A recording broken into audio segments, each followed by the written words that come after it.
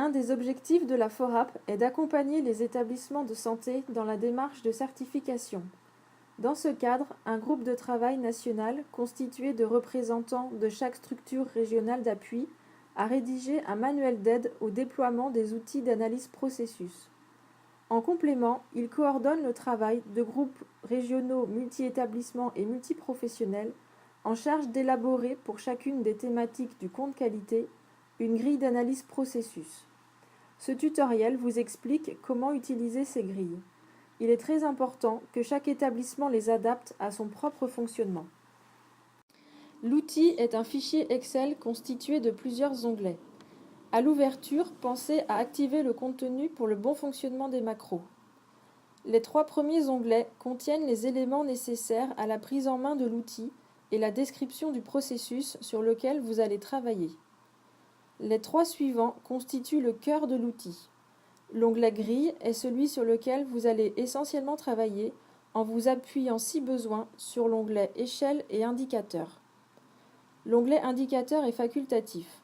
Il peut vous permettre d'identifier des indicateurs pouvant être intéressants dans le compte qualité.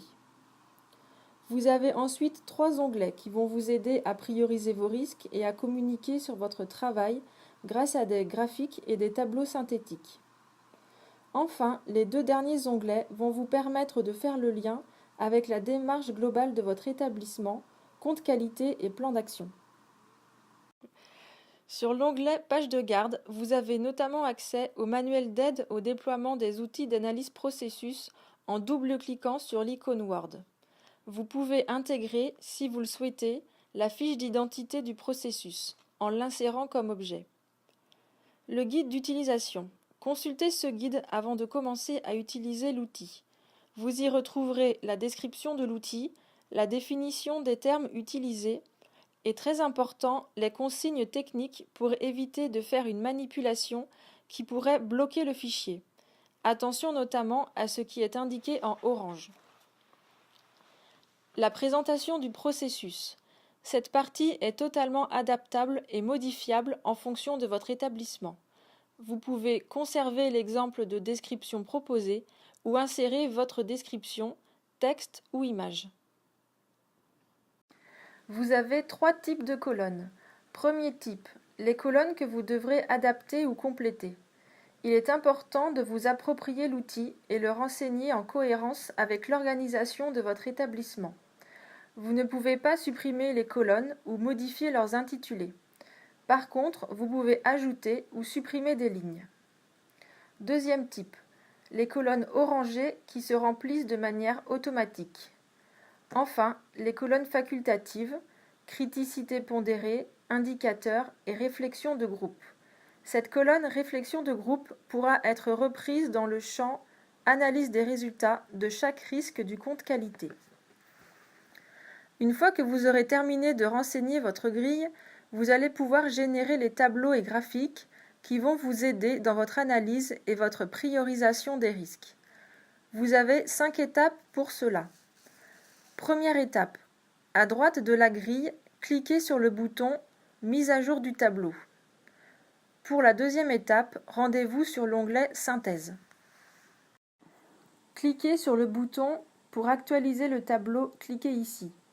Cela va générer la liste des risques, défaillances, dysfonctionnements classés par domaine de risque.